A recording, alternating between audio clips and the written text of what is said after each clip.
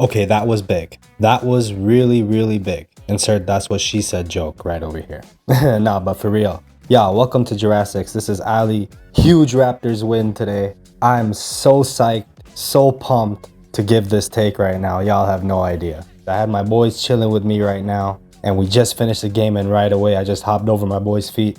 He was chilling on the couch on the recliner, and I'm like, yo, I'm going to make this take right now. I'm too pumped. O.G Anunoby. I've been talking about him in my previous takes. I've been psyched about this guy all season. He started off a bit shaky, but you know what? He really proved today that he is going to have a hell of a season. I'm going to get to Trent Jr., who also had an amazing game, but I will talk about Scottie Barnes real quick. His presence, or his absence rather, was very much felt. And as a matter of fact, I'll get to that. Let's talk about O.G Anunoby a little bit more further, shall we? The man had a career high performance today. OG was instrumental. We needed him to deliver today. We needed his offense, and boy did he do that. 36 points. He was a plus 15 on the night, 6 boards, 3 of them offensive, 6 of 7 from free throw percentage, 13 of 27. Mans took 27 shots. He took like all of the shots that Scotty, him and Trent, him and Gary split all of the shots that Scotty wasn't going to take.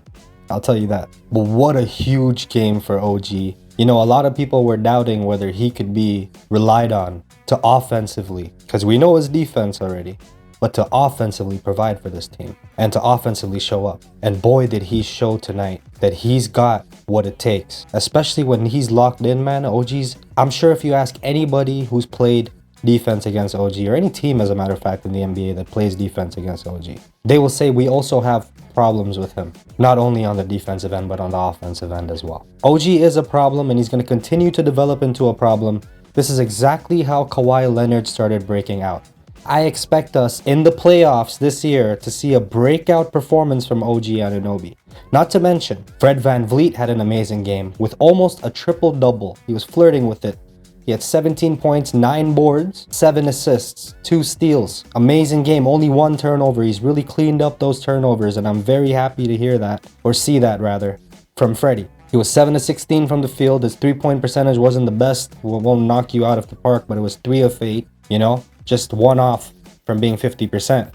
So actually, it's not too bad if you look at it. 37 minutes for him, 41 minutes for OG. And remember, Fred VanVleet's playing with a bad wrist. He has some kind of elastic band on that wrist, some medical band on that wrist. So that brace or whatever it is called, whatever it's called exactly, I'm not sure. Regardless of the fact that he had that, he was still finding ways to be effective.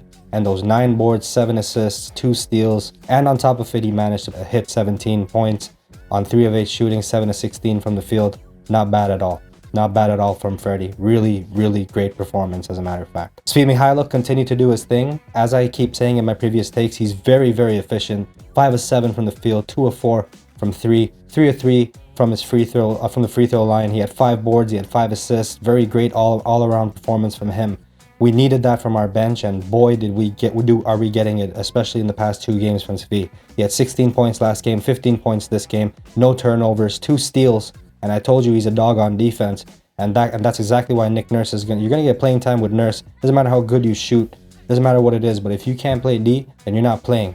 As a matter of fact, that's probably what Gary Trent was told, because he's leading the league in steals, and that's the player I'm going to talk about next. 26 points for Gary Trent Jr. 10 to 22 from the field, 4 of 11 from 3. That could improve a little bit, and it will, because Gary Trent Jr. seems like he's starting to understand that he needs to be more consistent. And now, if he can string together more nights, a couple more nights like these, then it could be huge for his confidence and his performance going forward in the future. He had 4 steals in this one, 26 points, plus 15 on the night, 3 assists, 2 rebounds, 2 of 2 from free throws as well. 43 minutes for Gary. He had a team high 43. Amazing game from him, and we're going to need him to keep producing this way if we're going to continue this win streak. We're going to need to make this win streak happen, because it's going to be huge for the confidence of this team. It's a young team, and we also have Pascal coming back in 2 weeks. It would be amazing for us to be on a huge win streak, and he comes in and gives us that extra boost. Who would have ever thought that we'd be talking about win streaks this early? We have so many new faces. Teams take time to gel, especially when you have so many young players. But boy, these Raptors. Boy, Masai Ujiri. And I'll get to that in a second, because I have a lot of I have a lot of ranting that I want to do. Actually, I have a lot to say, as a matter of fact. And y'all probably want to stick around for this one right after I read out these box score numbers here. Kem Birch had an amazing game. It was very impactful. He had 8 boards, 4 of them were offensive.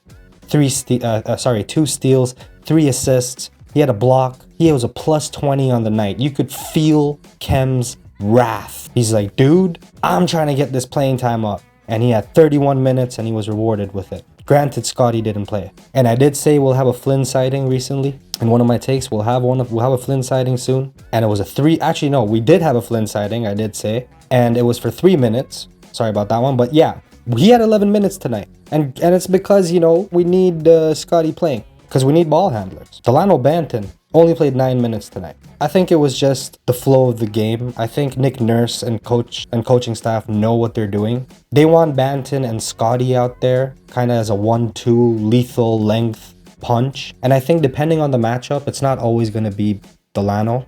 There might be a little bit of Flynn. There might be a little bit of, maybe a lot more minutes actually would be given instead of increasing the minutes for Banton and increasing the minutes for Flynn. Maybe Nurse is gonna overplay certain players who, if they're willing to play and if they're up for it, like Fred VanVleet, you know, and Gary Trent can share some ball handling duties. Mykhailiuk brings up the ball every now and then. I like Mykhailiuk, he's a dog. OG can bring up the ball, Achua can bring up the ball.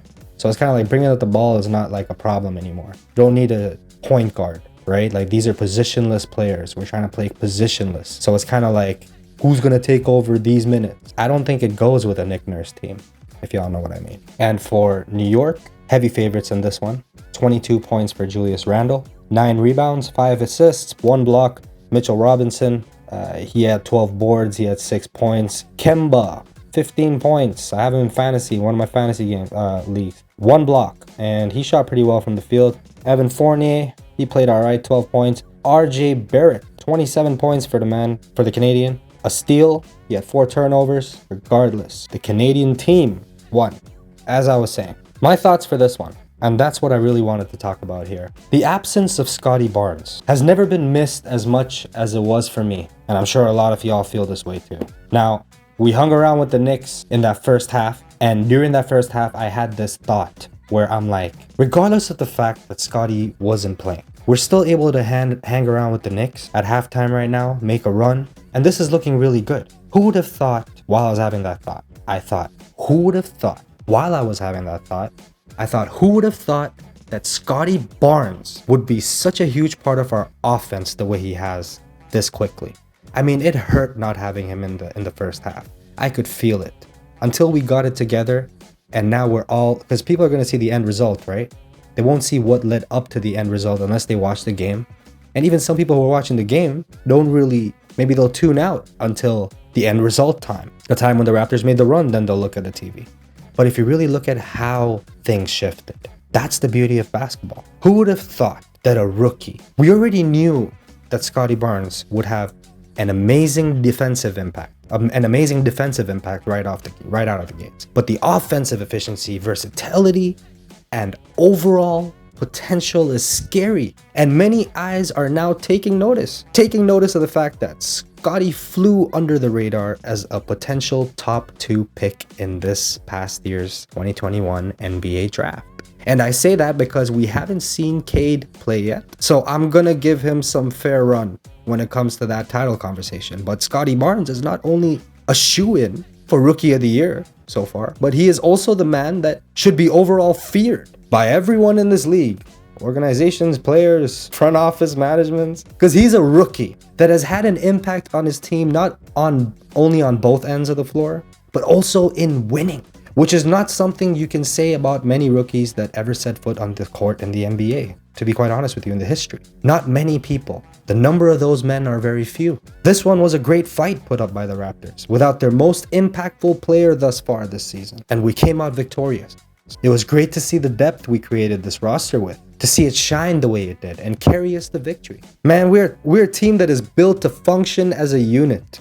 That is the beauty of what Masai and Co have constructed here. And I cannot wait to see what the Raptors have in store. And I'm sure y'all also feel the same way. Many of y'all. Not only is this roster constructed with the next man up, quote unquote, formula, where every player must remain to go and replace or replicate as closely as they can the production of that missing player. But they have also been built in a way so strategic and deliberate that regardless of what punches we take from injuries or other reasons why players couldn't play on any given night, the next man up will be ready to replace that which we lack by the absence of whomsoever it is. So this team is actually 15 deep. And this was no fluke, because no team in this league is 15 deep. Every man on our roster has potential to blow up. Nearly every single one, I'm saying every single one, down to Justin Champagnie and Isaac Bonga, our 14th and 15th men. And Sam Dekker too. Throw him in there too. He can blow up as well. Crucial part of a championship team. If he develops the right way, he can have a great role in a rotation for a championship team. Those are my hopes for our 14th man, the 14th man on our roster, if y'all can believe that. So if y'all can see what I'm saying. And our development and coaching is what makes me so faithful, that this roster is actually 15 deep. Everyone is working hard behind the scenes. Bench warmers, quote unquote, as we would typically put it, are ready on this team. They work on this team. They have no ego on this team. Justin Champagnie got run tonight, not in garbage time. 13th man on the roster or so. We can utilize all of our pieces to our advantage. Not a roster spot wasted. Not a dollar put to waste. That's fantastic front office management by Masai Ujiri. This shit should be considered biblical by the masses, because for one, I see it to be so. And I'm sure a lot of y'all do too. What a win. That's 4 in a row. Let's get that 5th one. We got Beal and the Wizards on Wednesday, and I know y'all can't wait. And I can't wait. I know y'all can't either. Let's go, baby. It's a pleasure making content for y'all, genuinely. If y'all are new, hit that like and subscribe button. Y'all know what to do. Show me some love. And regardless, I'll continue to bring y'all valuable and informative content and awesome content in general in regards to the Raptors and the NBA. And if y'all are into fantasy, do check out Sunday Sleepers. I do drop those videos every Sunday. And you can always use those videos to gain an edge in your fantasy basketball leagues, so y'all can win that moolah. Because I know a lot of y'all put money into fantasy basketball, especially at work and stuff like that. So definitely check that out if you're into that kind of stuff.